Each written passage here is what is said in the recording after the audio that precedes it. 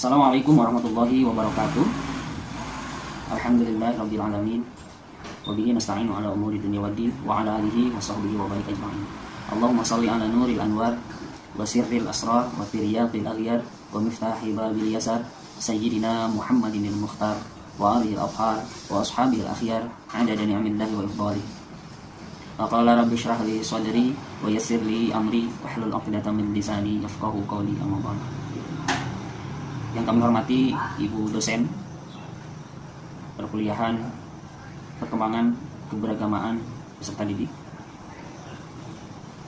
juga yang kami banggakan teman-teman sekalian. Alhamdulillah pada kesempatan kali ini sesuai dengan jadwal yang sudah diberikan bahwa kami akan mempresentasikan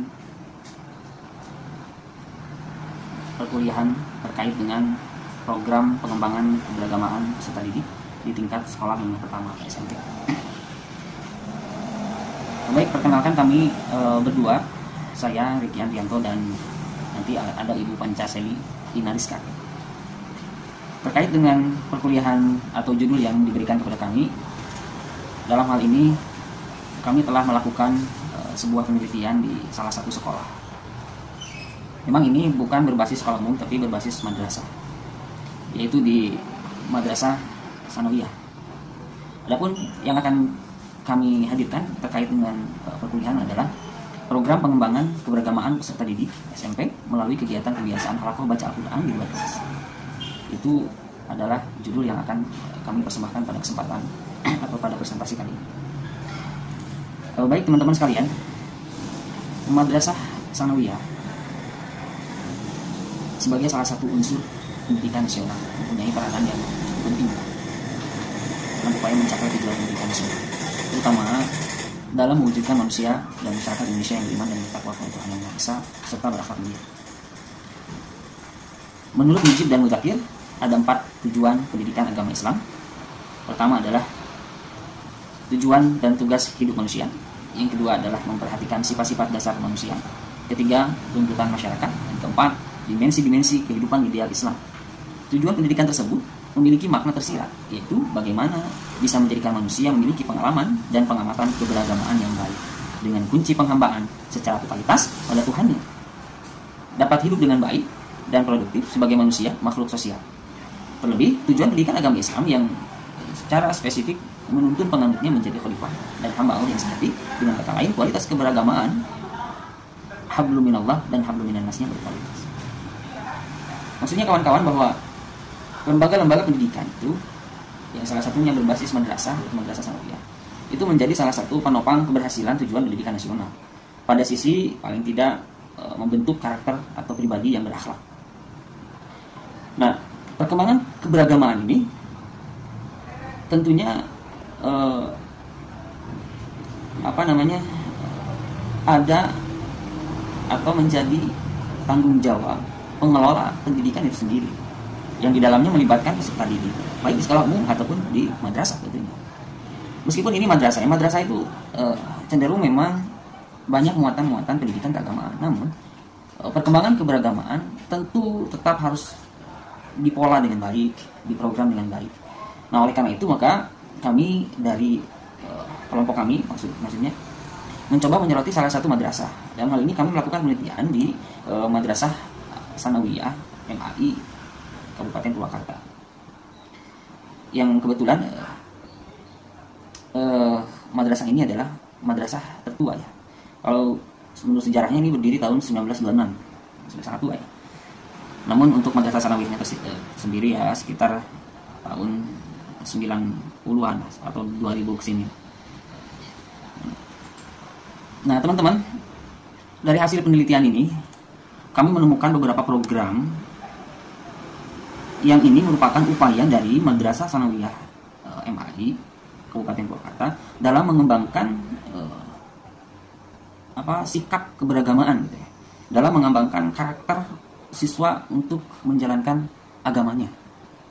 Salah satunya yaitu program yang namanya pembiasaan halaqah baca Al-Quran di luar kelas. Nah, berdasarkan hasil wawancara dan melihat analisis atau kita menganalisis dokumen-dokumen, bahwa program ini sebenarnya menjadi salah satu program unggulan di antara beberapa program yang terdapat di Madrasah Sanawiyah tersebut. Nah, kaitan dengan judul kita, yaitu perkembangan keberagamaan peserta didik tingkat SMP, maka kami menyoroti hal ini. Ada satu program yang memang kontinu dan ini menjadi unggulan, dan ini keberhasilannya sudah dirasakan orang tua siswa pada madrasah tersebut, khususnya di lingkungan Kabupaten Purwakarta, yaitu dengan menerapkan pola pembelajaran halaqah baca Al-Quran yang dilakukan setelah selesai sholat zuhur. Polanya seperti apa? Berdasarkan hasil wawancara ini, bahwa program ini pertama-tama dilakukan untuk meningkatkan kualitas siswa dalam memahami baca Al-Quran. Atau kan siswa yang masuk itu saat ini ya cenderung mereka itu kurang mampu dalam membaca Al-Quran, apalagi dari SD ke SMP. Oleh karena itu pihak madrasah atau pihak sekolah mencoba untuk mengembangkan ini. Nah, sikap keberagamaannya di mana? Nah, ini barangkali yang pertama menanamkan sikap keberagamaan lewat sisi bagaimana siswa atau peserta didik mampu membaca Al-Quran dengan baik, terbiasa membaca Al-Quran dengan pemahaman ilmu yang sesuai dengan Al-Quran itu sendiri. Nah, ini sebenarnya program yang yang ingin ditempuh oleh Madrasah Sanawiyah MAI. Dan itu teman-teman berdasarkan hasil wawancara ini dan berdasarkan pengamatan yang mungkin kalau saat ini di masa pandemi ini memang tidak berjalan karena terbatasnya pertemuan antara guru dan siswa. Nah, biasanya ini dilakukan setiap hari untuk seluruh jenjang dengan pembagian kelompok yang dinamakanlah itu istilahnya halaqah Al-Quran. Nah, ini sangat menarik teman-teman. Saya pikir untuk dihadirkan di perkuliahan ini, bahwa beberapa sekolah barangkali atau kita sebagai guru yang berada di madrasah atau di sekolah ini harus punya sesuatu yang bisa dikembangkan dalam kaitan mengembangkan sikap keberagamaan peserta didik kita. Salah satunya seperti yang kami teliti ini, yaitu lewat halaqah baca Al-Quran setiap sudah sholat zuhur. Nah, ini efeknya teman-teman. Yang pertama adalah anak-anak setiap harinya terbina untuk membaca Al-Quran, tajwidnya, hancaknya begitu. Atau selain itu juga dari sela-sela pembelajaran Al-Qurannya nanti disisipkan kisah, motivasi, sehingga ini semua bisa menjadi salah satu filter untuk anak-anak seusia SMP itu dalam menjalani kehidupannya di rumahnya, di lingkungannya, di masyarakatnya. Tidak semua anak saat ini bisa mengaji di rumahnya. Ada yang keterbatasan nggak ada gurunya, ada begitu alasannya. Ada keterbatasannya berupa pulangnya kesorean ya, atau karena tugas sekolah dan sebagainya. Akhirnya itu tidak keburu lah bahasa mereka alibinya. Oleh karena itu sekolah atau kita sebagai guru harus bisa menghadirkan juga agar sikap keberagamaan itu terpantau dengan baik. Nah, hasil berikutnya teman-teman dari hasil penelitian ini bahwa program ini ternyata sederhana namun efeknya berimbas kepada jumlah siswa dan daya tarik masyarakat. Ternyata orang tua itu banyak yang menyekolahkan khususnya di MTS MAI Purwakarta ini karena di sini ada program baca Al-Quran di luar jam pelajaran tentunya, sehingga tadi saat anak tidak kalaupun tidak lagi mengaji di luar atau ketika di rumahnya tidak lagi mengaji ke majelis atau keterbatasan tadi dengan alasan-alasan yang bisa dibenarkan tadi, apapun alasannya, artinya setidaknya anak-anak yang disekolahkan di MTS MAI ini sudah mendapatkan pengetahuan yang cukup, bahkan bisa lebih kaitan dengan pembacaan Al-Quran dan pembinaan sikap keberagamaan mereka. Sehingga pada PPDB itu yang awalnya sebelum ada program ini itu ya kita hanya punya satu kelas katanya kan gitu. Satu kelas 7 satu kelas ya jumlahnya minim lah 30 per kelas. Saat ini teman-teman dengan program itu sudah menembus ke angka 1000 lebih siswa di sini di MTS MAI Purwakarta. Untuk ukuran madrasah swasta yang memang sekolah itu jaraknya dekat-dekat banyak gitu. banyak sekolah semisal gitu. Ada juga negeri gitu kan. Nah ini saya pikir sebuah prestasi atau sebuah inovasi yang patut ditiru, yang pada akhirnya bahwa pengembangan atau perkembangan keberagamaan peserta didik SMP ini perlu dikembangkan oleh inovasi dari lingkungan pendidikannya, juga oleh gurunya itu sendiri. Kaitan dengan hal-hal yang lainnya nanti akan ditambahkan oleh Ibu Panca. Dari saya barangkali untuk presentasi perkuliahan kali ini cukupkan sampai di sini. Nanti ditambahkan oleh Ibu Panca, dan mohon maaf atas segala kekurangan. Kami yakin ini semua masih sangat kurang dan perlu ditambahkan dengan diskusi-diskusi kita di perkuliahan perkembangan keberagaman peserta didik ini. Itu saja barangkali teman-teman, terima kasih sudah menyimak, dan terima kasih juga wabil khusus untuk Ibu dosen Ibu Dr. Andri. Sekian, Assalamualaikum warahmatullahi wabarakatuh. Bismillahirrahmanirrahim. Assalamualaikum warahmatullahi wabarakatuh. Terima kasih kepada Pak Riki yang telah memberi kesempatan kepada saya untuk melanjutkan materi mengenai program pengembangan keberagaman peserta didik di tingkat SMP. Bapak Ibu sekalian, di sini kami melakukan penelitian di MTS MAI Purwakarta, di mana MTS ini memiliki program pengembangan keberagaman peserta didik melalui pembiasaan halakoh baca Al-Quran. Maka pola pembiasaan ini telah berjalan dengan baik karena telah memiliki kultur sejak dahulu berdirinya, yaitu pada tahun 2008. Maka di program ini memiliki tanggung jawab dan kerjasama antara alumni. Baiklah Bapak Ibu sekalian, mari kita lihat bagaimana tahapan program pembiasaan baca Al-Quran yang berupa halakoh di MTS MAI Purwakarta. Tahapan pertama adalah tahapan tes, di mana pada tes pertama ini dilakukan secara keseluruhan untuk peserta didik dengan serangkaian tes yang salah satunya adalah tes kemampuan membaca Al-Quran. Kemudian tahap yang kedua adalah tahap pemetaan berdasarkan kemampuan bacaan Al-Quran.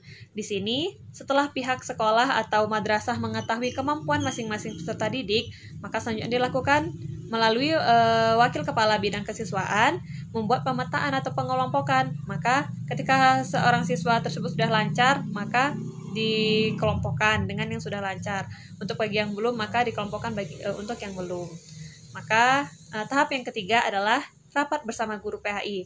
Di sini, guru-guru PAI yang ada di madrasah dikumpulkan oleh kepala madrasah untuk diberi penjelasan terkait peserta didik dalam hal kemampuan membaca Al-Quran tersebut.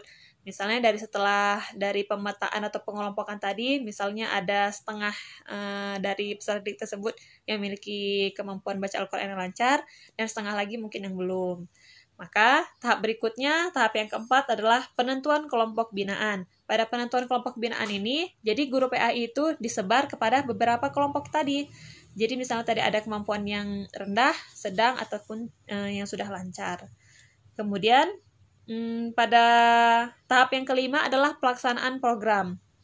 Dalam pelaksanaan program ini dilaksanakan setiap hari, yaitu masih di jam sekolah, setelah sholat zuhur berjamaah dengan membentuk lingkaran yang dibina oleh guru PAI yang sudah ditentukan kelompoknya masing-masing tadi. Sehingga ini di luar jam pelajaran, atau disebut juga dengan kegiatan ini disebut dengan halakoh, kegiatan yang membentuk lingkaran tadi. Kemudian yang keenam adalah peserta didik dibekali kartu tanda baca dan hafalan. Jadi peserta didik ini fungsinya untuk apa? Yaitu sebagai media kontrol bagi para pembina terkait perkembangan peserta didik tersebut. Jadi dengan adanya kartu tanda baca dan hafalan ini, misalnya seorang peserta didik tadi yang belum bisa memasuki tahap fase hafalan, maka dia harus mempelajari tanda bacanya dulu, bagian tanda baca Al-Qur'annya. Kemudian untuk yang sudah bisa hafalan, maka dia juga memiliki kartu hafalan tersebut, sehingga untuk menyetorkan hafalan selanjutnya bisa melihat dari kartu tersebut. Misalnya anak tersebut menghafal dari surat An-Nas, jadi untuk esoknya anak melanjutkan hafalannya untuk surat Al-Falaq dan lain dan selanjutnya seperti itu. Selanjutnya pada tahap yang ketujuh adalah pembinaannya itu disisipi kajian kisah Islami. Di sini jadi bukan hanya sekedar untuk guru ataupun peserta didik hanya menyetorkan hafalan ataupun baca Al-Quran, tapi peserta didik juga mendapatkan kisah-kisah Islami ataupun motivasi dari seorang guru supaya perkembangan peserta didik tersebut mengalami progres yang signifikan. Jadi dengan adanya kisah-kisah Islami tersebut, peserta didik bisa mengambil ibroh dari cerita yang akan disampaikan oleh pendidik. Kemudian yang terakhir tahapannya adalah munakosah setiap 3 bulan sekali. Maka Bapak Ibu sekalian, setelah dilakukannya halakoh ini, maka setiap 3 bulan sekali peserta didik akan melaksanakan munakosah, di mana munakosah ini adalah tes baca secara mandiri sebagai bentuk evaluasi programnya, agar selanjutnya peserta didik diberikan lembaran capaian pembelajarannya agar diketahui pula oleh orang tua mereka, sampai mana progres baca Quran dan hafalan mereka. Kemudian Bapak Ibu sekalian, di sini kita akan melihat hasil analisa kami.